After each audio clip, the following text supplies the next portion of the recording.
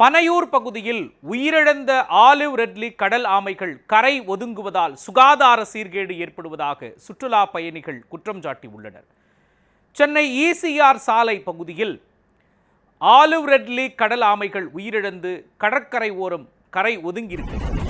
இதேபோல திருவான்மையூர் முதல் கேளம்பாக்கம் வரை அதிக அளவில் கடல் ஆமைகள் உயிரிழந்து கரை ஒதுங்குவதால் உயிரிழப்பிற்கான காரணத்தை ஆமை பாதுகாவலர்கள் ஆய்வு செய்ய வேண்டும் என்று கூறியிருக்கிறார்கள். இந்நிலையில் பொங்கல் விடுமுறையை முன்னிட்டு பனையூர் கடற்கரைக்கு வரும் பயணிகள் கரையில் உயிரிழந்து கிடக்கும் ஆமைகளால் அவதியுறுகின்றனர்.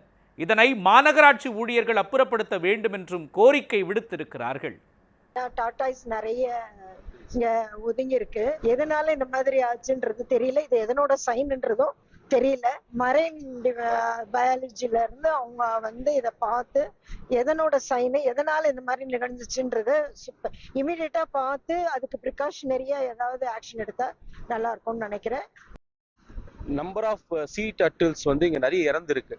இது சீ டர்ட்டில்ஸ் ஒரு நல்ல சோல். அது இப்படி இறந்துருக்க பார்க்கும்போது ரொம்ப கஷ்டமா இருக்கு. ரெயின் பயாலஜி டிபார்ட்மெண்ட்ல இருந்து இதை ஆராய்ச்சி பண்ணி இதுக்கான தீர்வை நமக்கு ஃபர்ஸ்ட் கொடுக்கணும். இங்க பொங்கல் ஹாலிடேஸ்ன்றதுனால பயங்கர ஹெவி க்ரௌடா இருக்கு பீச்ல.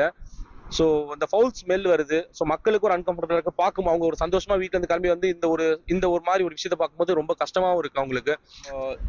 GCC team, Chennai greater corporation team கொஞ்சம் இமிடியேட்டா இதுக்கு ஒரு ஸ்டெப் எடுத்து இதை கிளீன் பண்ணாங்கன்னா கொஞ்சம் நல்லா இருக்கும்.